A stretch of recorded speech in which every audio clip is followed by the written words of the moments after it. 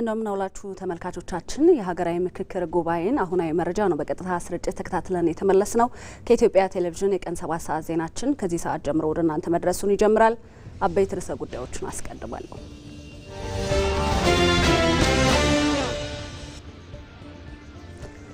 በኢትዮጵያ በመሰረታዊ ሀገራዊ ጉዳዮች ላይ የጋራ መግባባት ለመፍጠር የተጀመረው ሀገራዊ ምክክር ሁሉንም ወገን ባሳተፈ መልኩ እየተካሄደ ነው።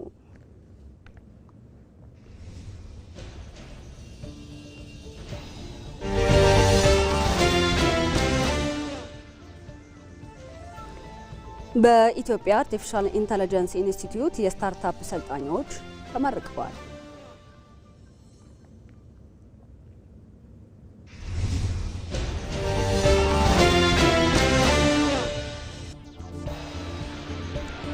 በአዲስ አበባ በ3 ወራት ውስጥ የፕላስቲክ የአደገኛ ቆሻሻና የድምጽ ብክለትን ለመከላከል በንቅናቄ መልኩ ይሰራ ነው።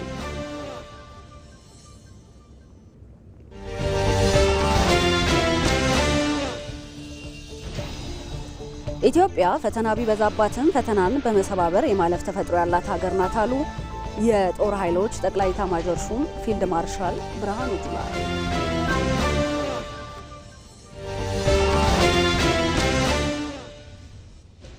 ከውጭ በአውሮፓ የተቀሰቀሰው ሰደድ እሳት በፈረንሳይና ስፔን ከባድ ውድመት እያደረሰ ነው የሚሉት የሰዓቱ ዜና አበይት ርዕሰ ጉዳዮች ናቸው።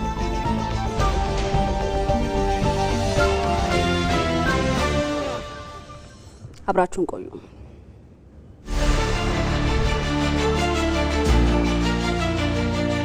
ከአራቱ ማዕዘናት ከፖለቲካ ፓርቲዎች፣ ከሲቪል ማህበራት፣ ከሴቶች፣ ከወጣቶች፣ ከሁሉ ከምሁራንም ጭምር የእርስ በርስ ትስስር ያለበት የተለያዩ ህዝቦችን ለማወቅ ጥያቄያቸውንም ለማወቅ ራሳቸውን ሰዎችንም የመጡበትን ቦታ ባህልና ማንነታቸውን ለማወቅ የረዳ የተወከሉት የማህበረሰብ ክፍሎችም ከታች ጀምረው ነው እየተመረጡ የመጡት። ይሄ አካታችነቱን በግልጽ ያሳያል። ሁላችንም የተራራቀ ሀሳብ ያለን ሰዎች በትክክለኛ ድምጻችንን የምናንጸባረቅበት አሉ የሚባሉ አጀንዳዎች በዚህ ምክክር ኮሚሽን ተካተዋል። እየተወያየንባቸው እንገኛለን።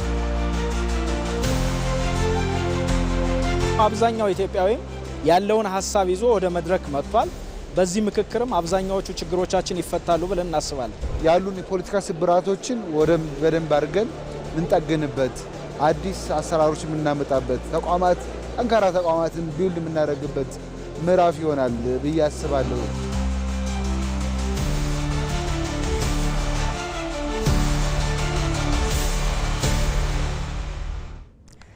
እዚህ ሸጎሌ ከሚገኘው ዋናው ስቱዲዮ ሜሮን ምትኩ ዜናዎቹን እየመራው አብሬያችሁ ቆይታ አደርጋለሁ። የሀገራዊ ምክክር ዘገባዎችን በተመለከተ ደግሞ ባልደረባዬ ኤልሻዳይ ወንድማገኝ ከአዲስ ኢንተርናሽናል ኮንቬንሽን ማዕከል ዘገባዎችን ወደ እናንተ ታደርሳለች። ጥሩ ጊዜ ተመኘው። አመሰግናለሁ ሜሮን። እንዴት ውላችኋል ተመልካቾቻችን? የሀገራዊ ምክክሩ ከሚካሄድበት ከአዲስ ኮንቬንሽን ዓለም አቀፍ ማዕከል ላይ ተገኝተን እንግዲህ በቀጥታ ዜናዎችን ወደ እናንተ የምናደርስ ይሆናል። ኤልሻዳይ ወንድማገኝ ነኝ። አብራችሁን ሁኑ። ወደ ቀዳሚው ዜና አልፋለሁ። በኢትዮጵያ መሰረታዊ ሀገራዊ ጉዳዮች ላይ የጋራ መግባባት ለመፍጠር የተጀመረው ሀገራዊ ምክክሩ ሁሉን ወገን ባሳተፈ መልኩ እየተካሄደ ነው። ምክክሩ የፖለቲካ ፓርቲዎች ጥያቄዎችንና የመፍትሄ ሀሳቦችን በግልጽ የሚያስረዱበት ትልቅ መድረክ በመሆኑ በርካታ የፖለቲካ ፓርቲዎች በንቃት እየተሳተፉ ነው። ባየሙላት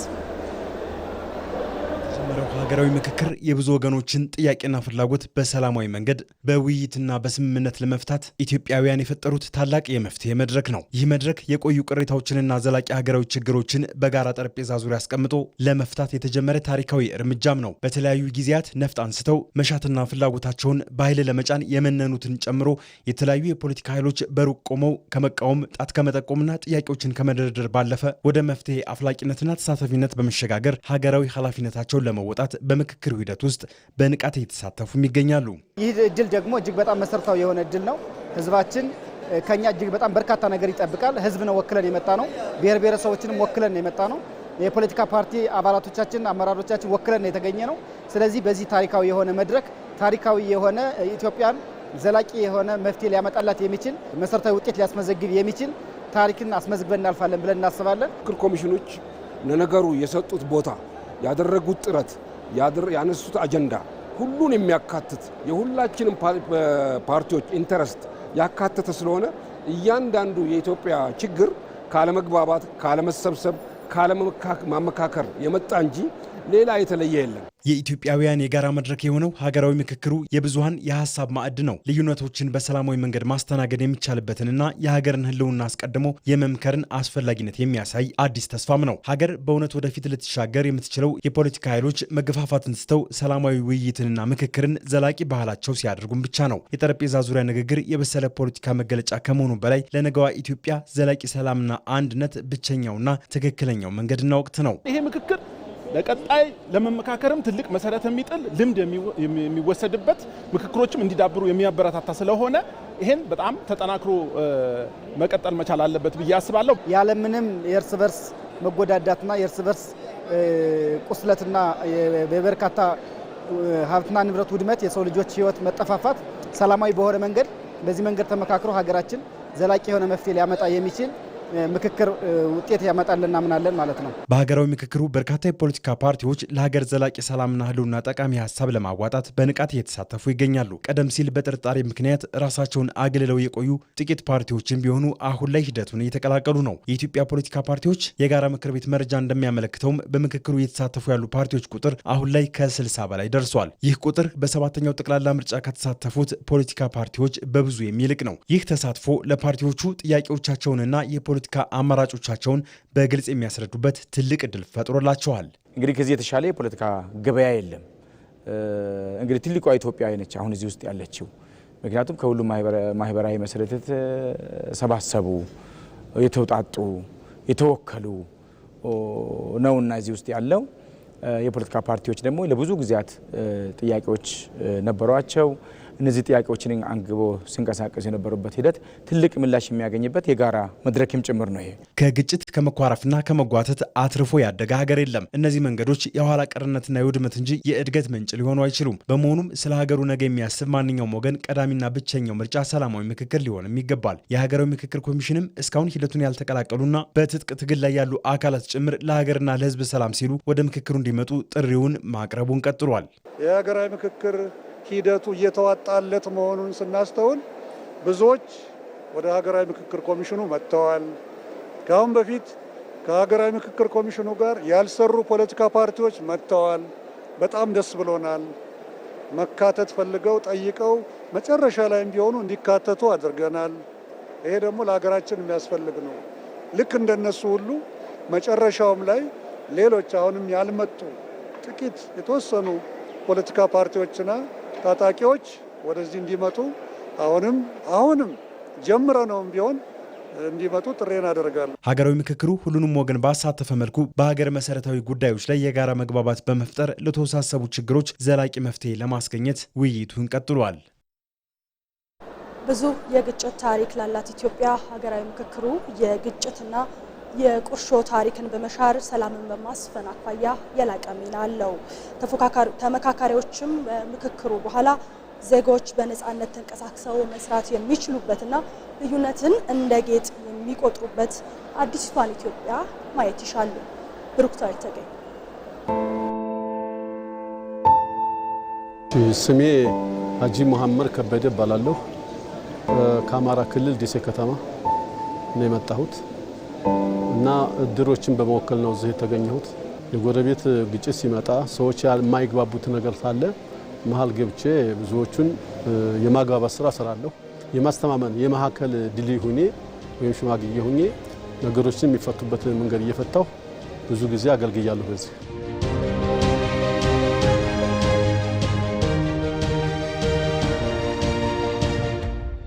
እዛ አካባቢ ያለው አጀንዳ የዚህ ምክክሩ ሁኔታ ሲነሳ ብዙ አጀንዳዎችን ተወያይተናል። ያለውን ለኛ የማይጠቅሙት ነገሮች እንዲነሱልን የሚጠቅሙት ነገሮች ደግሞ አጠናክረን እንድንሄድባቸው ምክክር ኮሚሽኑ የሰጠን እድል ለመጠቀም ተወያይተንበታል። ከዛ ከተመረጥን በኋላ ደግሞ እንደዚሁ በየደረጃው ሲሄድ በክልል ደረጃም ውይይቱ በቡድን ሆነን ተወያየን። ደግሞ በጋራ አድርገን ደግሞ ሁሉም ደግሞ በክልል ደረጃ የተሰባሰብነው ተወያየንበት ነገሮችን በእነዛ አጀንዳዎችም አሁንም እያገኘናቸው ነው እና በክልል ደረጃ ያው በምርጫው በካርድ ነው። በካርድ ሆኖ በካርድ ተመርጬ ወደዚህ መጥቻለሁ።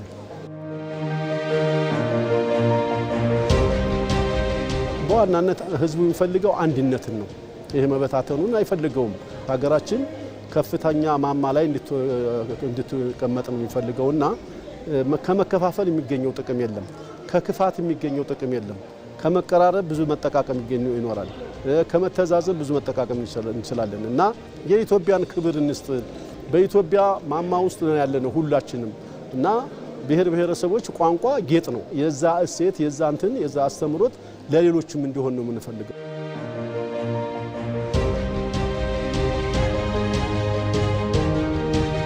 እኔ አሁን የተያዘው ጥረት በጣም ቆንጆ ነው፣ ጥሩ ነው የምለው። በጣም ጥሩ እድል ነው አገራችን ያገኘችው። አሁን እድል የመጀመሪያ ጊዜ በአገሪቱ ላይ ይሄ ምክክር የሚባል ነገር የመጀመሪያ ስለሆነም ጥሩ አጋጣሚ ነው፣ ጥሩ እድል ነው ከተጠቀምንበት።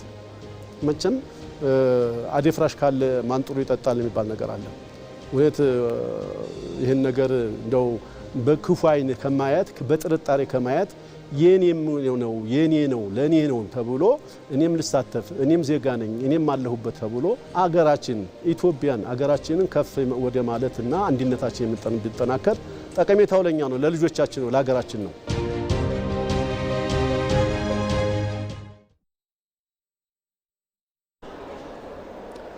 የኢትዮጵያ የውስጥ ጉዳይ የሚወሰነው በራሷ ሕግና በራሷ ተቋማት ብቻ ነው። ይህ የጸና የሉዓላዊነት አቋም ዛሬ የውስጥ አለመግባባቶችና ፈተናዎች እውነተኛው መፍትሄ እንዲገኝ እያደረገ ነው። ሜሮን በረዳ በታሪክ ማህደር ውስጥ ኢትዮጵያውያን ለዓለም ያስተማሩት አንድ ታላቅ እውነት አለ። የራስን እድል በራስ እጅ የመወሰን መብትና ነጻነት ለኢትዮጵያውያን ሉዓላዊነት የፖለቲካ ድርድር ሳይሆን የህልውና ጉዳይ ነው። የውስጥ ፈተናዎቻችን የራሳችን ናቸው፣ መፍትሄዎቻችንም እንዲሁ። የኢትዮጵያ የውስጥ ጉዳይ የሚወሰነው በራሷ ህዝቦች ፍላጎት፣ በራሷ ህግና በራሷ ተቋማት እንጂ በሌሎች ፍላጎትና ትዕዛዝ አይደለም።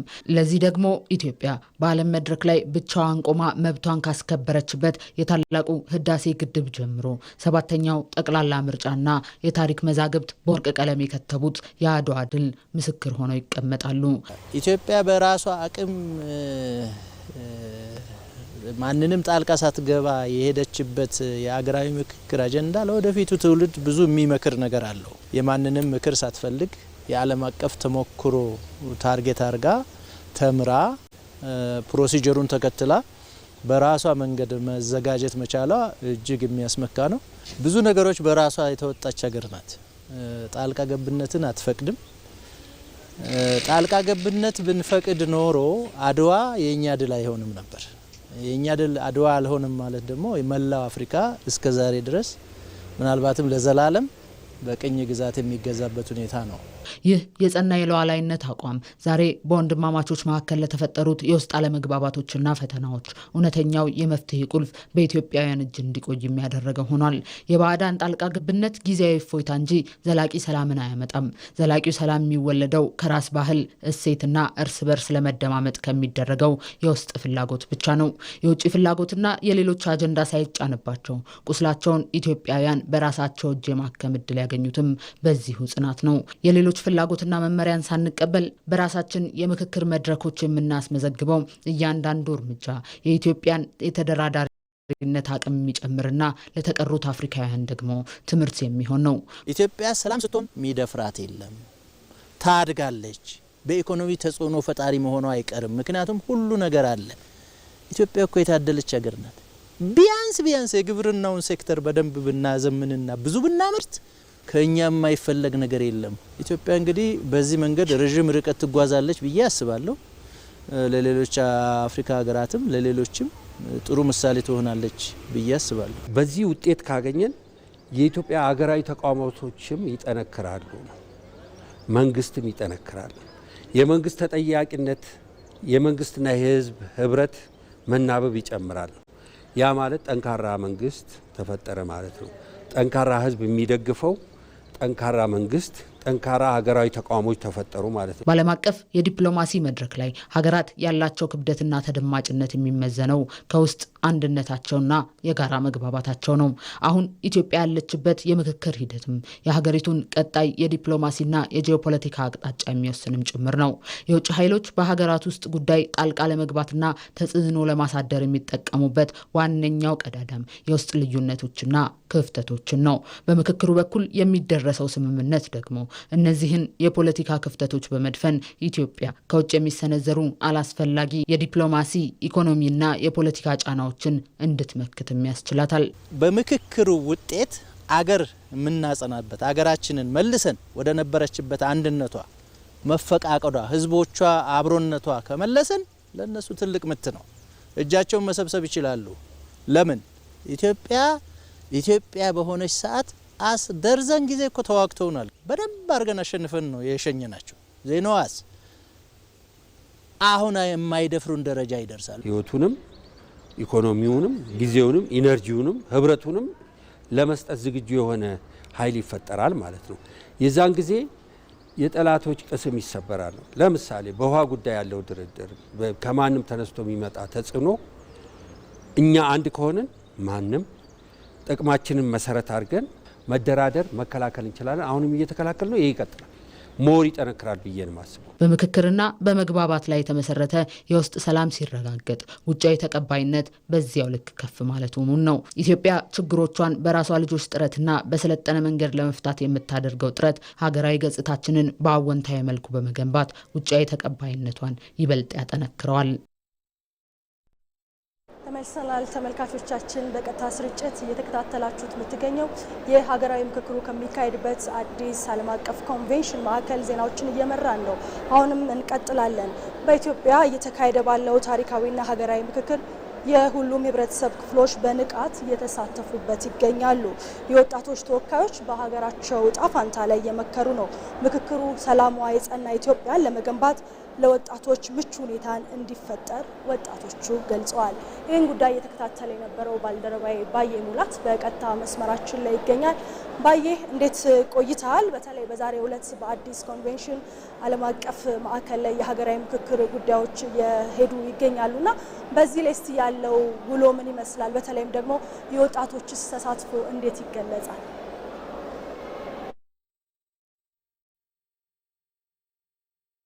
መልካም ኤልሻዳይ ሐምሌ 8 ቀን 2018 ዓ.ም የተጀመረው ታሪካዊው ሀገራዊ ምክክር መድረክ በዚህ በአዲስ ኢንተርናሽናል ኮንቬንሽን ሴንተር በተሳካ ሁኔታ እየተካሄደ ነው የሚገኘው። እዚህ ማዕከል ላይ ህብር ያለው መልክ ይታያል። ከሀገራችን ከአራቱ ማዕዘናት ከጫፍ እስከ ጫፍ ያሉ ኢትዮጵያውያን በተወካዮቻቸው አማካኝነት ስለ ኢትዮጵያ የወደፊት ዕጣ ፈንታ እየመከሩ ነው የሚገኙት። በጾታ በእድሜን ብንመለከት ከወጣቶች ጎልማሳዎች፣ እንዲሁም ደግሞ እድሜያቸው ገፋ ያሉ አካል ጉዳተኞች የተለያየ መልክ ያለው ሁኔታ ነው እዚህ የታየ የሚገኘው ማለት ነው። ይሄ ደግሞ የሀገራችን ወደፊት ዕጣ ፈንታ ለመወሰን ሁሉም ኢትዮጵያውያን እየመከሩ ስለመሆኑ አመላካች ነው። በዚህ ምክክር መድረክ ላይ የወጣቶች ፊትም እንደዚሁ ጎላ ብሎ ይታያል። በተለይም ደግሞ ወጣቶች በሀገራዊ ምክክሩ ላይ የወጣቶችን አጀንዳ የወጣቶችን ጥያቄ ይዘው እየመከሩ ነው የሚገኙት። ከዚህ በፊት በነበረው ጊዜ ወጣቶች በእንደዚህ አይነት ትላልቅ የምክክር ጉዳዮች አጀንዳዎች ላይ የመሳተፍ ሁኔታቸው ዝቅ ያለ ነበረ፣ ወይም ደግሞ ያን ያክል አይስተዋልም ነበረ።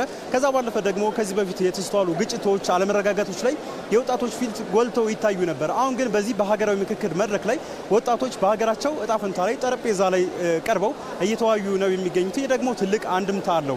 አንድም በሀገራችን በርካታ ቁጥር ያለው ማህበረሰብ ወጣቱ በመሆኑ ወደፊት ከምክክሩ በኋላ ያለው የተረጋጋ ሰላማዊ የጸና ኢትዮጵያ ለወጣቶች ምቹ እንድትሆን አንደኛው አጋዥ ነው። ከዛ ባለፈ ደግሞ ወጣቶች በሀገራቸው ዕጣ ፈንታ ላይ እንደ ማንኛውም ማህበረሰብ ቁጭ ብለው እየመከሩ መሆኑን ነው ያነጋገርኳቸው ወጣቶችም የገለጹልኝ ማለት ነው። የሀገራችን ሰላም የተሻለ ሲሆን ሀገራዊ መግባባት ከፍ ሲል ሀገራዊ መግባባት ሲኖር ወጣቶችን በሙሉ አቅማቸው በሙሉ ጉልበታቸው ወደ ልማት ሲሄዱ በሀገራችን ኢኮኖሚ በማህበራዊ እንዲሁም ደግሞ በፖለቲካ እድገት ላይ የራሳቸውን አስተዋጽኦም ከፍተኛ አስተዋጽኦም እንደሚኖራቸው ነው የገለጹልኝ። በሀገራዊ ምክክሩ ላይም እንደዚሁ የራሳቸውን አስተዋጽኦ ጉልህ አሻራ ለማሳረፍ በንቃት እየተሳተፉ መሆኑን ነው ያነጋገርኳቸው ወጣቶች የነገሩኝ ማለት ነው። እንግዲህ እስከ ምክክሩ መጨረሻ እስከ ውጤቱ እስከሚታወቅ ከዛ ባለፈ ደግሞ እስከሚተገበርም ድረስ በንቃት እንደሚሳተፉ ሀገርን ለማጽናት የሀገርን ሰላም ከፍ ለማድረግ እንደሚሳተፉ ነው የነገሩኝ።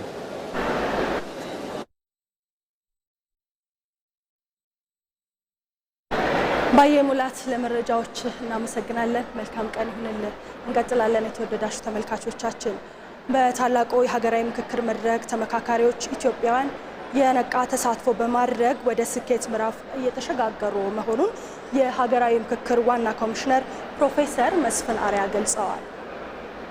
እርስ በርሳቸውም ቀስ በቀስ እየተግባቡ በሚያጨቃጭቀው ላይ መጨቃጨቅም እየጀመሩ እጅግ አስፈላጊ ነው።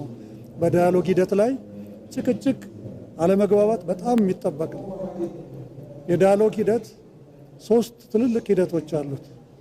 አንዱ የመጨቃጨቅና ያለመግባባት ፌዝ የምንለው ነው። ይሄ ዳይቨርጀንት ፌዝ የምንለው ነው። ምክንያቱም አዲስ ናቸው። የራሳቸውን ስሜቶች፣ የራሳቸውን አስተሳሰቦች በዛ ርዕስ ላይ ይዘው ነው የሚመጡት እና ያንን በሚገባ በትንንሽ ቁጥር ለቀናት ላለፉት 3 ቀናት ካስኬዱ በኋላ በትናንትናው ዕለት እያንዳንዳቸው አስሮች በሚገባ በሰብሳቢዎቻቸውና በጸሐፊዎቻቸው አማካኝነት የዚህ የሀሳብ ማመንጨቱን ወደ ሀሳብ ማጠናቀር ካስኬዱት በኋላ ምን አደረጉ? የተጠናቀሩትን ሀሳቦች በሚገባ አሰባስበው ከዛሬ ጠዋት ጀምረው ለ50ዎቹ በማቅረብ ላይ ይገኛሉ። ከጀርባ እየሰማችሁ ነው። ለምሳ ያልወጡም ቡድኖች አሉ። ምን ማለት ነው ይሄ? 10ዎቹ ላለፉት 3 ቀናት በ10 የተወያዩባቸውን በደንብ አጥርተው ለ50ው ቡድናቸው ያቀርባሉ። እንደገና እነኚህ 50ዎቹ ማለትም 16ቶቹ ቡድኖች 80ዎቹ ቡድኖች በሚገባ ሀሳቦቻቸውን በየተራ ካጠናቀሩ በኋላ ለሚቀጥለው ሰኞ ጀምሮ ለሚደረገው የ250ዎቹ ቡድኖች ለ16ቱ ያቀርባሉ ማለት ነው።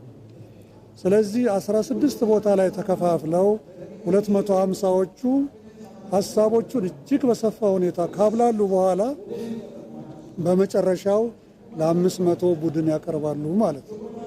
ይህ ሂደት እንግዲህ ወደፊት ለቀጣዮቹ ሳምንታት የምናስኬዳቸው ናቸው።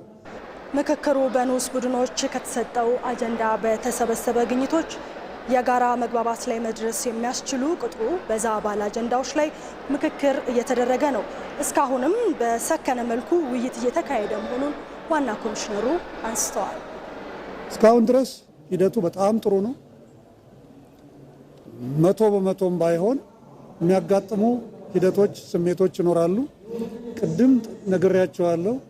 ይሄ ዳይቨርጀንት ፌዝ ላይ ወይም መከፋፈያ መበታተኛ ፌዝ ላይ ነበር።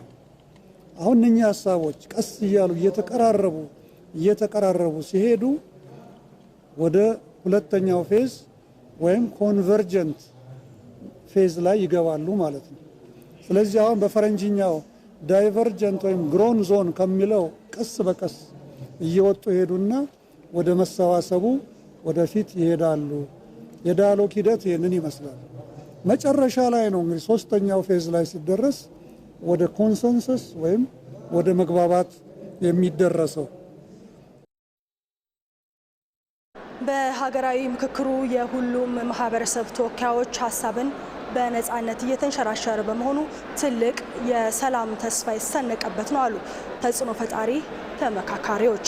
ፖለቲካ ችግሮችን በኃይል ለመፍታት ከመሞከር አባዜ በመላቀቅ በአጀንዳዎች ላይ መወያየት ዘላቂ መፍትሄን ለማምጣት ምክክሩ ትልቅ አስተዋጽኦ እንዳለው ተገልጿል። ቶማስ ኃይሉ በፖለቲካ ኃይሎችና በማህበረሰቡ መካከል የጠነከረ ልዩነትን እንዲሁም ክፍፍልን አዝለው የኖሩ አጀንዳዎችን በጠረጴዛ ዙሪያ ለመፍታት በአንድ ጥላ ስር ከተሰበሰቡ ተመካካሪዎች መካከል አርቲስት ዘለቀ ገሰሰ አንዱ ነው። ጦርነት ይብቃ፣ እነዚህን አለመግባባቶች በኃይል ወይንም በውጊያ ከመፍታት ይልቅ በሰለጠነ መንገድ በንግግር ለመቋጨት ያለመው መድረክ በእርግጥም ለኢትዮጵያ ተስፋ የሰነቀ ሆኗል። ብዙ ከፍለናል፣ ብዙ ተላልቀናል። ጦርነትን ያላየንበት ፈርጅ የለም እና እስቲ አሁንም እኔ በሙዚቃም አውጥቻለሁ ያሳለፍነው ኤክስፒሪየንስ አስተምሮን ወደዚህ መድረክ መምጣታችን በጣም የሚደነቅ ነው። ደግሞ እኛ በታሪካችን በባህላችን የዚህ የችግር መፍቻ ባህላዊ ዘዴዎች አሉን ብዙ እና ያው ሰለጠን ተብሎ የውጭ ኢንፍሉዌንስ እየመጣ ያ የድሮ ያለንን ቱባ የሆነ ባህላችንን ሳንጠቀምበት በጣም ከፍለናል። ምክክሩ የተለያዩ ማህበረሰቦችና ቡድኖችን በታሪክ ሂደት ውስጥ ደረሱብን የሚሏቸውን በደልና ቅሬታ በግልጽ ተነጋግረው እውቅና የሚያገኙበትና የሚካካሱበት ወይንም የሚታረቁበትን መንገድ የሚቀይስ ይሆናል። የቀድሞ የኢትዮጵያ ራዕይ ፓርቲ መስራች ዶክተር ተሻለ ሰብሮ ይህንን አይነት ታላቅ ሀገራዊ መድረክ በፖለቲካ ህይወታቸው ሲመኙት የኖሩ ጉዳይ እንደነበር ያስታውሳሉ። ይህ ለብዙ ዘመናት በብዙ መልኩ ከምኞት ባለፈ እውን እንዲሆን ብሔራዊ መግባባትና እርቀ ሰላም ፍትህ እንዲሰፍን እንዲህ አይነት ታላቅ መድረክ እንዲፈጠር በተግባርም ተንቀሳቅሰን እናውቃለን። ይህንን ዛሬ በዚህ ጉባኤ አማካይ መካከል ላይ በመገኘታችን ራሴ በመገኘቴ ራሴን በጣም ደስተኛ ነኝ። ለውጤቱም በርትተን እንሰራለን፣ እየሰራንም ነው። ከዚህ ቀደም የነበሩ የፖለቲካ ውሳኔዎች የጥቂት አካላቶች ብቻ ነበሩ የሚሉ ቅሬታዎችን ለማስታረቅ የሁሉም ብሔር ብሔረሰቦችና ህዝቦች፣ ሃይማኖቶች፣ የፖለቲካ ወገኖች እንዲሁም የህብረተሰብ ክፍሎችን ድምጾች የሚሰማበትን መድረክ ለመፍጠርም ተችሏል። ይህ ደግሞ በዋና ዋና ሀገራዊ መሰረቶች ላይ የወደፊት አቅጣጫዎችን የሚያሳይ የጋራ ስምምነት ላይ ለመድረስና ለጠንካራ ሀገረ መንግስት ግንባታም ወሳኝ ሆኗል። በሀገር ጉዳይ ላይ ልንነጋገርበት ይገባል። እናም ደግሞ በተለይም ደግሞ እንደ አንድ በሀገር ላይ ተግዳሮት የነበሩ የሆኑ ጉዳዮች በሙሉ የሚዳሰሱበት የሆነና የተለያዩ የኢትዮጵያን ጉዳይ የዳሰሱ ሰዎች በአንድ ላይ የሚመክሩበት ከመሆኑ አኳያ እዚህ ውስጥ ተጨምቆ የሚወጣው ሀሳብ ትልቅ ግብአት የሆነ ስራ ነው ማለት ይችላል። ጥሩ ለውጦችን፣ መልካም ስምምነቶችን፣ መተማመኖችን፣ መከባበሮችን እና የጋራ ሀብቶችን በጋራ መጠቀም ላይ መሰረት በማድረግ ውይይት የተደረገባቸው ብዙ መፍትሄዎች ስላሉ ከዚህ አንጻር አሁንም ያን የወል ተጠቃሚነታችንን ለአንድ ሀገር ያለንን ለሀገራችን ያለንን የሁላችንንም ተሳትፎ መሰረት አድርጎ የሚሰራ ነገር ትልቅ ተስፋ ይኖረዋል ብዬ አምናለሁ። እኛ ነን ግን የሚቀጥለው ትውልድ የናንተ ወዴት ኢትዮጵያን የወደፊት እንዴት አድርጎ ይመራል የሚለው ተስፋ አለው። ከተስፋ በላይ የሚጨበጥ ነገር በቅርቡ ይሆናል። ከምን ተነስቼ ነው የሚያበረታታኝ ነገር ምሎ በየቡድኖቻችን ሆነን በምናደርጋቸው እንደዚህ ሰፊውና በጣም የሚቆጠቁጥ ርዕሰ ጉዳዮች ዛሬ ለስለስ ብለን አቀራረባችን፣ አነጋገራችን፣ ክርክራችን፣ ውይይቶቻችን፣ ድርድሮቻችን እነዚህ ሁሉ ኢትዮጵያዊ ጨዋነት ፈሪሃ እግዚአብሔር ባለበት መልኩ ነው እየተቀባበል እየተነጋገር እየተመካከል ያለው። ይሄ በራሱ አዲስ ለውጥ እያየሁ ነው ማለት ነው። ሀገራዊ ምክክሩ ያስፈለገው ሀገርን የሚያጋጥሙ መዋቅራዊና የፖለቲካዊ ዝግቦችን በኃይል ከመፍታት ይልቅ በውይይት በድርድርና በህዝባዊ መግባባቶች ላይ ለመፍታት ታስቦ በመሆኑ የሁሉም ማህበረሰቦች ተወካይ አካላት የነቃ ተሳትፎ አሁን ላይ ወሳኝ ነው። ጠቅላይ ሚኒስትር አብይ አህመድ ከ5 ዓመት በፊት በበዓለ ሲመታቸው የሀገሪቱን የዘመናት የፖለቲካና የኢኮኖሚ ችግሮች በዘላቂነት ለመፍታት የመላው ህዝብ ድምፅ የሚሰማበት አካታች የምክክር ሂደት እንደሚካሄድ ቃል ገብተው ነበረ። ዛሬ ቃል በተግባር ተገልጦ ኢትዮጵያ ለዘላቂ ሰላምና ሀገራዊ መግባባት ለመገንባት ሀገራዊ ምክክሩ መድረክ ተጀምሯል። ሂደቱንም ጠቅላይ ሚኒስትር አብይ አህመድ በበዓለ ሲመታቸው ለህዝብ የቀቡትን ቃል ኪዳን ታሪካዊ ቃል ኪዳን ያደረገ ነው። መሐመድ አልቃድር። በአንድ ወቅት እንደ ተስፋ የተነገረ እንደ ቃል ኪዳን የተገባ ሀሳብ ዛሬ ደግሞ በተግባር የተገለጸ ሂደት ሆኖ ተፈጽሟል። ጠቅላይ ሚኒስትር አብይ አህመድ ከ5 ዓመት በፊት በበዓለ ሲመታቸው ወቅት ለኢትዮጵያውያን ይህንን ቃል ገቡ። የሀገሪቱ ውስብስብ ችግሮች በአንድ ወገን ብቻ ሳይሆን በጋራ ውይይት ይፈታል የሚል ቃል ኪዳን። ይህ ቃል ዛሬ በሀገራዊ የምክክር ሂደት ውስጥ ተጨባጭ ተግባር ሆኖ ተገልጧል። የረጅም ዘመናት የፖለቲካ የማንነት፣ የፍትህና የልማት ጥያቄዎች በኃይል ሳይሆን በውይይት እንዲፈቱ የቀረበው ይህ ጥሪ ዛሬ በሰፊ ተሳትፎ የተካሄደ ሀገራዊ የምክክር መድረክ ሆኖ ተገልጧል። በተግባር የተገለጠው ቃልም ከ5 ዓመት በፊት እንዲህ የሚል ነበር። የኦሮሞ አባቶች ወሊገለን አላገለን ይላሉ። የተግባባ ከውጭ ገባ፣ የተነጋገረ የመከረ ለአንገብጋቢ ችግሮቹ መፍትሄ ያገኛል እንደማለት ነው። በመጪው ዘመን ብዝሃነታችንን በጌጥነት ተቀብለን መታረቅ የሚችል ሐሳባችንን አስታርቀን መከበር የሚገባው ልዩነታችንን አክብረን ህብረ ብሔራዊነታችንን አጠንክረን ወደ ከፍታ የምንተምበት ጊዜ ይሆናል። ይህም እንዲሳካ የፖለቲካ ልዩነታችንን ለማጥበብ አካታች ብሔራዊ የውይይት መድረክ እናካሂዳለን።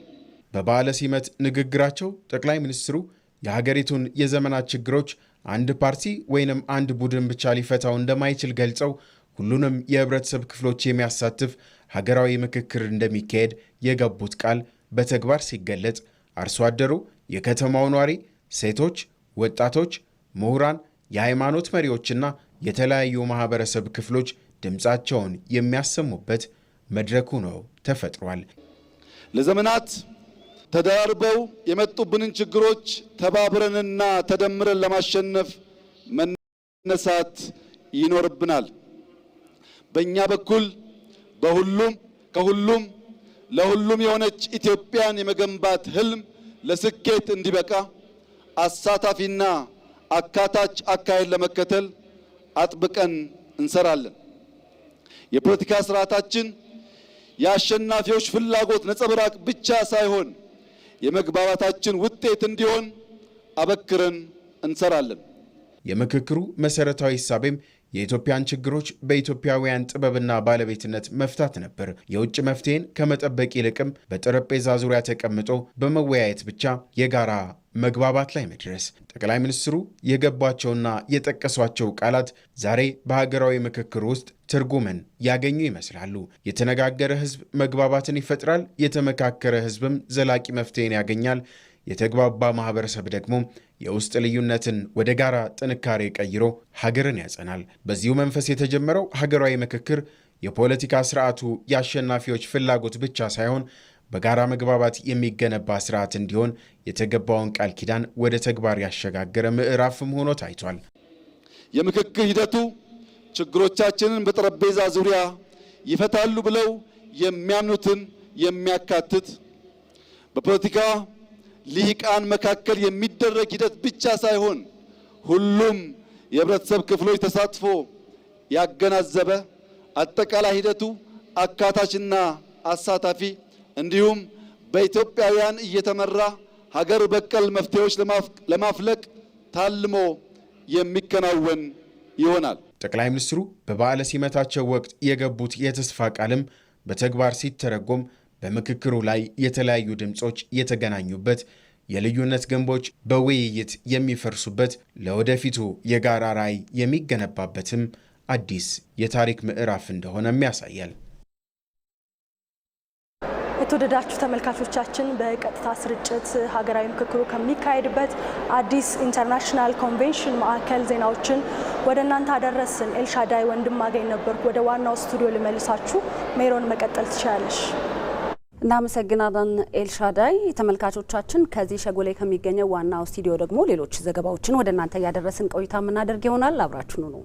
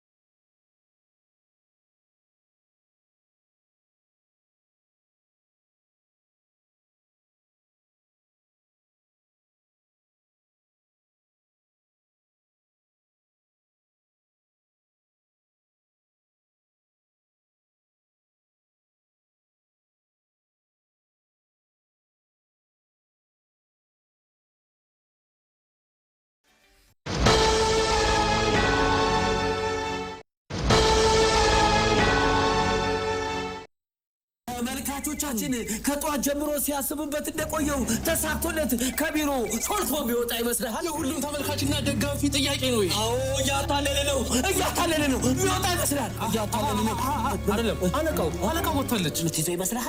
ያመለጠ ይመስላል። አሁንም እያታለለ ነው። እንደበራ ነው። በሩ ጋር ሲደርስ ተያዘ። ይሄ ማስጠንቀቂያ የሚያሰጠው ይመስላል። ቢጫ ካርድ ዕቃ ልግዛ በሚል ተልካሻ ምክንያት ከስራው ሊወጣ የነበረው የቢሮ ሰው ቢጫ ካርድ አይቷል። ቢጫ ካርድ እሱስ ምን አስወጣው? እዛው ቢሮ እንዳለ አያስብ ነበር። ቢሮ እያለን ያልከው? አዎ መቼም በዚህ ጊዜ ቴሌብር ማይጠቀም የለም። አዎ ቴሌብር ላይ በሚገኘው ዘመን ገበያ የሚያስፈልገው ማንኛውንም አይነት ነገር ቢሮ ድረስ ሸምቶ በቀላሉ ማድረስ ይችላሉ። ታዳሚዎቻችን የዲጂታል ኢትዮጵያ ግብይት መዳረሻ በሆነው ዘመን ገበያ ውስጥ የገባ ይመስላል።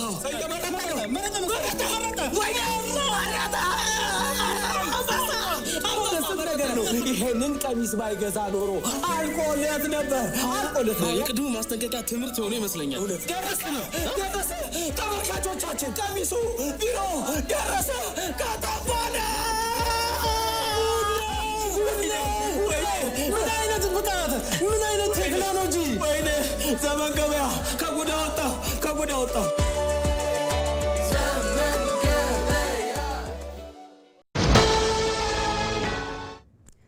ይህ የኢትዮጵያ ቴሌቪዥን ነው።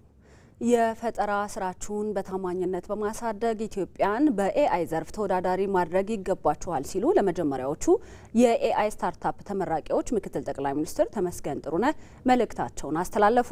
በኢትዮጵያ አርቲፊሻል ኢንተለጀንስ ኢንስቲትዩት አማካኝነት የሰለጠኑ የስታርታፕ ሰልጣኞች ተመርቀዋል። ሰልጣኞቹ በማዕከሉ የቴክኒክ ስልጠና፣ የምርት ልማት ክህሎት እንዲሁም ደግሞ የገበያ ስትራቴጂ ስልጠናዎችን ወስደዋል። በዚህ ጉዳይ ላይ ተጨማሪ መረጃ ሊያደርሰን ቶማስ ኃይሉ በቀጥታ መስመራችን ላይ ነው የሚገኘው። ቶማስ እንዴት ውለሃል? ተመራቂዎቹ የቴክኖሎጂ ማልማት ችሎታን ከማዳበር ባለፈ ደግሞ ወጣቶች እድል ካገኙ ትክክለኛ ችግር ፈቺ የቢዝነስ አስተሳሰብ እንዲያመነጩ ምን ያህል ያግዛል? አመሰግናለሁ። በኢትዮጵያ አርቲፊሻል ኢንተለጀንስ ኢንስቲትዩት አማካኝነት በኢትዮጵያ የሰለጠኑ የመጀመሪያዎቹ የኤአይ ስታርታፕ ሰልጣኞች ተመርቀዋል። እንግዲህ እንደሚታወቀው ጠቅላይ ሚኒስትር አብይ አህመድ በተለይም ደግሞ ለዘርፉ የሰጡት ትኩረት በኢትዮጵያም በአይነቱ የመጀመሪያው የሆነውን የኤአይ ስታርታፕ ማዕከል እውን መሆኑ የሚታወስ ነው። ይህ ደግሞ በተለይ መንግስት ለዘርፉ የሰጠው ልዩ ትኩረትና ለአርቲፊሻል ኢንተለጀንስ ኢንስቲትዩት ባስቀመጠው ግልጽ አቅጣጫ መሰረት ይህ ማዕከል እውን እንዲሆን አበርክቶም እየጎላ እንደሆነ ነው የሚታወቀው። እንግዲህ አንድ ስታርታፕ ሲደገፍ በተለይም ደግሞ ስራ አጥነትን ይፈታል፣ ችግር ፈቺ ይሆናል ማለት ነው። ተመራቂዎችን በተለይ ባለፉት 6 ወራት ውስጥ በኢትዮጵያ አርቲፊሻል ኢንተለጀንስ ኢንስቲትዩት ኤአይ ስታርታፕ ማዕከል ውስጥ የተለያዩ ስልጠናዎችን ወስደዋል፣ እንዲሁም ደግሞ እውቀት አግኝተዋል ማለት ነው። ወጣቶቹ እድልም ካገኙ ችግር ፈቺ የሆኑ የቢዝነስ አስተሳሰቦችን እንዲሁም ደግሞ ቢዝነሶቻቸውን ሊያሰፉ ይችላሉ ተብሎ ይታሰባል። በኤግዚቢሽን መልክም ደግሞ የሰሯቸውን የተለያዩ ውጤቶችን ለታዳሚዎችም አቅርበዋል። እነዚህ ስታርታፖችን በጤናም፣ በትምህርት፣ በተለያዩ ቴክኖሎጂዎች፣ በቋንቋ፣ በትራንስፖርት፣ በሎጂስቲክ እንዲሁም ደግሞ በፋይናንስና በሰው ኃይል ልማት ዘርፎች የተሰሩ ስራዎችንም እኛም ተዘዋውረን ተመልክተናል። ይህ ሁሉ እንግዲህ የሚያሳየው ወጣቶች የፈጠራ አቅም እንዳላቸው እንዲሁም ደግሞ ያላቸውን የፈጠራ አቅም ከተጠቀሙበት ምን ያህል ችግር ፈቺ ሊሆኑ እንደሚችል የሚያሳይ ነው። ጠቅላይ ሚኒስትር አብይ አህመድ እንግዲህ በተለይም ይህ ጉዞ እንዲሳካም የተለያዩ ሀሳቦችን ሲደግፉ እንዲሁም ደግሞ በፋይናንስም የሚደገፉበትን አቅጣጫዎችን ሲያመላክቱ ተስተውሏል። በዛሬው ዕለት በተለይም ደግሞ ምክትል ጠቅላይ ሚኒስትር አቶ ተመስገን ጥሩነህም በዚሁ ምርቃ ስነ ስርዓቱ ላይ ተገኝተው መልእክታቸውን ማስተላልፈዋል። እንግዲህ ተማሪዎች የያዟቸውን እውቀቶች የገበያቸውን የተለያዩ ክህሎቶች ለኢትዮጵያ ለመጪው ትውልድ እንዲሁም ደግሞ ለኢትዮጵያ ትንሳኤ እንዲጠቀሙት መልእክታቸውን አስተላልፈዋል። ይህ ታዲያ በኤአይ ዘመን ነው። ይህንን የኤአይ ዘመን ደግሞ የኢትዮጵያ ብሔራዊ ጥቅሞችን የምታረጋግጥበት ሌላኛው መስክ ከመሆኑ አኳያ ሰልጣኞች እንዲሁም ደግሞ ተመራቂዎች ትልቅ ሚና የሚጫወቱበት ለኢትዮጵያ እድገት ለኢትዮጵያ ለውጥ ትልቅ ሚና የሚጫወቱበት ዘርፍ ይሆናል ተብሎ ይታሰባል። እንግዲህ የተለያዩ ቀደም ሲል እንዳልኩት የተለያዩ በዘርፉ እውቀትን ያካበቱ ተመራቂዎች ስራዎቻቸውን አቅርበው እንዲሁም ደግሞ ከዚህ በኋላ ደግሞ ችግር ፈቺ የሆኑ ተግባራዊ እንቅስቃሴ ውስጥ የሚገቡ ይሆናል ተብሎ ይታሰባል። አመሰግናለሁ ቶማስ፣ መልካም ጊዜ ይሆንልህ። ለአርቲፊሻል ኢንተለጀንስ ስታርታፕ ማዕከል ለመጀመሪያ ዙር ተመራቂዎች መልእክት ያስተላለፉት ምክትል ጠቅላይ ሚኒስትር ተመስገን ጥሩነህ ማዕከሉ የመደመር መንግስት አርቆ አሳቢነት የተንጸባረቀበትና በዘርፉ ኢትዮጵያ ቀዳሚ መሆኗን ያስመሰከረችበት ነው ብለዋል። አርቆ መመልከት፣ በተመለከቱት ልክ ማቀድ፣ ባቀዱት ልክ መፈጸም የመደመር መንግስት መለያ ባህሪ ነው። የአርቲፊሻል ኢንተለጀንስ ኢንስቲትዩታችን ከብዙዎች ቀድመን የጀመርንበት ምክንያት ይሄው ነው። ዛሬ ኢንስቲትዩቱ ኢትዮጵያን በመልካም ከሚያስጠሩና ከሚያኮሩ ተቋማት ውስጥ አንዱ ሆኗል። ለሀገራችን በአይነቱ የመጀመሪያ የሆነው የአርቲፊሻል ኢንተለጀንስ ስታርታፕ ማዕከል እውን መሆን የመደመር መንግስት ቀድሞ ተመልካችነት አንዱ ማሳያ ነው። ተመራቂዎቹ በፈጠሯቸው የኢትዮጵያን ብሔራዊ ጥቅም እንዲያስከብሩና የሀገራቸውን ስም እንዲያስጠሩም ምክትል ጠቅላይ ሚኒስትሩ ጥሪ አቅርበዋል። አርቲፊሻል ኢንተለጀንስ የነገዋን ዓለም ጉዞ እየቃኘም እየወሰነም ይገኛል። ይህንን ቅኝትና ውሳኔ ለብሔራዊ ጥቅም መዋል የሚቻለው ተተኪው ትውልድ ነቅቶ በቅቶና ተግቶ ገንዘብ ሲያደርገው ነው። የዚህ ስታርታፕ ማዕከል ስልጠናና ወጣቶች ያቀረቡት አውደ ርዕይ ይህ የኢትዮጵያ ህልም እውን እየሆነ መሆኑን አሳይቶናል። የፈጠራ ስራችሁን በታማኝነት አሳድጉ፣ ለሀገራችሁ የሚጠቅሙ መፍትሄዎችን አቅርቡ። በአርቲፊሻል ኢንተለጀንስ ዘርፍ ፈጠራችሁን በመቀጠል ኢትዮጵያን በአርቲፊሻል ኢንተለጀንስ ዘርፍ ተወዳዳሪ አድርጓት። እናንተ የኢትዮጵያ የቴክኖሎጂ አምባሳደሮቻችን ናችሁ። የኢትዮጵያ ወታደራዊ አካዳሚ ሆለታ በሚገኘው የአካዳሚው ግቢ ያሰለጠናቸውን 71ኛ ዙር መተማ ኮርስ እጩ መኮንኖችን አስመርቋል። በምረቃ ስነ ስርዓቱ ላይ ንግግር ያደረጉት የጦር ኃይሎች ጠቅላይ ኤታማዦር ሹም ፊልድ ማርሻል ብርሃኑ ጁላ ኢትዮጵያ ፈተና ቢበዛባትም ፈተናን በመሰባበር የማለፍ ተፈጥሮ ያላት ሀገር ናትም ብለዋል። ምርቃቱን ስትከታተል የነበረችው መቅደላይ ደረጃ ተከታዩን ዘገባ ልካልናለች። ሆለታ የሚገኘው የኢትዮጵያ ወታደራዊ አካዳሚ ለ3 ዓመታት ሲያሰለጥናቸው የቆዩትን የ71ኛ ዙር መተማ ኮርስ እጩ መኮንኖችን አስመርቋል። በግቢው ማልደን የተገኘ ነው። እዚህ ስንደርስም እጩ መኮንኖቹ አስፈላጊውን ዝግጅት በማድረግ ወታደራዊ ሰልፋቸውን በመጠበቅ ሰልፋቸውን ይዘው ወደዚህ ወደ ምርቃት ቦታ ተገኝተው ነው እኛ የደረስነው። ከእናት ከአባት ቤት ወጥቶ እንዲህ ባለው ታላቅ ሀገር የማገልገል ሙያ ላይ መግባት ትልቅ ወኔንና የሀገር ፍቅርን ይጠይቃል። በርካቶቹ እጩ መኮንኖችም ይህንን አድርገዋል። ሀገርም በልጆቿ አምና ወደ መኮንንነት አሸጋግራቸዋለች። እንዲሁም ደግሞ በግዳጅ ላይ የነበሩና የስልጠና እድልንም አግኝተው ሀገርን በበለጠ ትጋት ለማገልገል የሰለጠኑ እጩ መኮንኖችም በዚሁ በዛሬው ዕለት ምረቃቸውን አከናውነዋል። ባሳለፏቸው የትምህርት ዓመታትም በከፍተኛ ዲሲፕሊን ትጋትና ታዛዥነት በመሆኑ ሀገር በምትፈልገው ደረጃ ብቁ ሆነው በዛሬው ዕለት ተመርቀዋል ሲሉ የኢትዮጵያ ወታደራዊ አካዳሚ ዋና አዛዥ ብርጋዴር ጀነራል ጌታቸው ሀብታሙ ተናግረዋል። ከተመራቂዎቹ መካከልም ከደቡብ ሱዳን፣ ከታንዛኒያ፣ ከሶማሌላንድና ከሩዋንዳ የመጡ መኮንኖችም ይገኙበታል። ኢትዮጵያ የታሪክ የክብርና የጀግንነት ምድር ናት። ሕዝቧም ደግሞ በነጻነቱ በአንድነቱና በክብሩ በፍጹም የማይደራደር ሕዝብ ነው። ይህንንም በተግባር እያሳየ ልጁን፣ ወንድም እህቱን የሀገርን ዳር ድንበር እንዲጠብቅም እያዋጣ እንዲህ በዛሬው ዕለትም ደግሞ በደመቀ መልኩ ሀገራቸው ለማገልገል ትልቅ ኃላፊነትን ተቀብለዋል። የ71ኛው ዙር መተማ ኮርስ እጩ መኮንኖች ከባዱን ስልጠናና ትምህርት አልፈው ወደ ምክትል መቶ አለቃነት ማዕረግ ባለቤትነት ደርሰዋል። የኢፌዴሪ ጦር ኃይሎች ጠቅላይ ኤታማዦር ሹም ፊልድ ማርሻል ብርሃኑ ጁላ በምረቃ ስነ ስርዓቱ ላይ ዘመኑ በሚፈልገው መልኩ ፈተናን በመሰባበር ሰራዊቱን በቴክኖሎጂና በትምህርት እያበቃን ነው ሲሉም ተናግረዋል። ለተመራቂዎቹም በኢትዮጵያዊ ጽናት እንዲሁም ህገ መንግስታዊ ግዴታችሁን ተወጡ ሲሉም መልእክታቸውን አስተላልፈዋል። መቅደላዊት ለመረጃዎችሽ እጅግ በጣም እናመሰግናለን። ወደ ተከታዩ ዘገባ አልፋለሁ። የኢትዮጵያን ልማት የማይፈልጉና ጥፋቷን የሚመኙ ጠላቶች አሁንም የሀገር ውስጥ ባንዳዎችን መጠቀማቸውን የኢፌዴሪ ጠቅላይ ኤታማዦር ሹም ፊልድ ማርሻል ብርሃኑ ጁላ ተናገሩ። እነዚህ ባንዳዎች የተለያዩ ጥያቄዎችን ሽፋን በማድረግ ሀገርን እያቆራቆዙ በመሆኑ በፍጹም አንታገስም ብለዋል ጠቅላይ ኤታማዦር ሹሙ። ከሞኝ ደጃፍ ሞፈር ይቆረጣል፣ በሞኝ እጅ የዘንዶ ጉድጓድ ይለካል ብለው አባቶቻችን ካስጨበጡን ብሂል መማር የተሳናቸው የኢትዮጵያ ልጆች የጠላትን ተልዕኮ ተሸክመው አገራችንን ሲያደሙ ኖረዋል።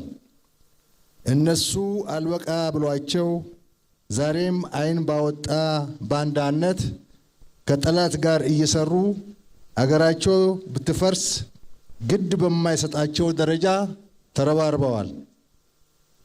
የፖለቲካ ጥያቄና የህልውና አደጋ አለብን የሚል ጭምብል ለብሰው የጠላትን ብሔራዊ ጥቅም የሚያስጠብቅ ኢትዮጵያን የሚያዳክም ከተዳከመች ኢትዮጵያ የስልጣንና የሀብት ፍርፋሪ የሚጠብቅ ባንዳ በዝቷል። ዛሬ በሀገራችን በከፍተኛ የልማትና የብልጽግና እንቅስቃሴ ላይ ሆና ዘርፈ ብዙ የሆነ ውጤት እያስመዘገበች በመገኘቷ ያንገበገባቸው ባዕዳን ያልፈበረኩ ሴራ፣ ደባና ግጭት የለም። ይህንን የባንዳ ሴራ፣ ደባና ግጭት ተሸክሞ የገዛ ወገኖቹን አገር የሚወጋ ባንዳና መንደርተኛ ኢትዮጵያን ለማንጠራወዝ ያደረገው ጥፋትና ያደረሰው ኢትዮጵያን ገድሎ ከመቅበር አይተናነስም። ጀግናው የመከላከያ ሰራዊት ጀግንነቱን ጠብቆ በሀገር ላይ የተነሱትን ባዳና ባንዳዎች ተልዕኳቸውን ማክሸፍ እንደሚቀጥሉ የተናገሩት ፊልድ ማርሻል ብርሃኑ ጁላ ኢትዮጵያ ምንም እንኳን ፈተና ቢበዛባትም ያን ፈተና እያለፈች ትገኛለች። የዛሬ ተመራቂዎችም ይህን ጥረት አጠናክረው እንዲቀጥሉ አሳስበዋል።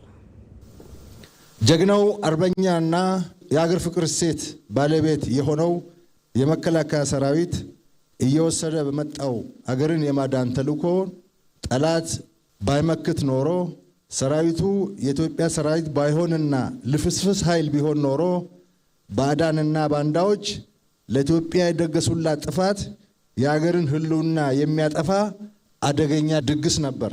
ኢትዮጵያ ምንም ያህል ፈተና ቢበዛባት ፈተናም በመሰባበር የማለፍ ተፈጥሮ ያላት ብዙዎች የማያውቁት ሲወርድ ሲዋረድ የመጣ የወል ብቃት ያላት አገር ናት። በዚህ ዘመን የኢትዮጵያ ፈተናን በመሰባበር የማለፍ የወል ብቃት ብቻ በቂ ስለማይሆን ያለንን ተፈጥሯዊ ብቃት በሰው ሀብት ልማትና በቴክኖሎጂ ወደ ላቀ ደረጃ ለማድረስ በትምህርትና ስልጠና ተቋማት ላይ ብዙ ሰርተናል። በመጨረሻም የውጭ ዜና። በአውሮፓ የተቀሰቀሰው ሰደድ እሳት በፈረንሳይና ስፔን ከባድ ውድመት እያደረሰ ነው። ከጊዜ ወደ ጊዜ እየጨመረ የመጣው ከፍተኛ የሙቀት መጠንና ድርቅ ሰደድ እሳቱን እየተስፋፋ ለመቆጣጠር አስቸጋሪ አድርጎታል።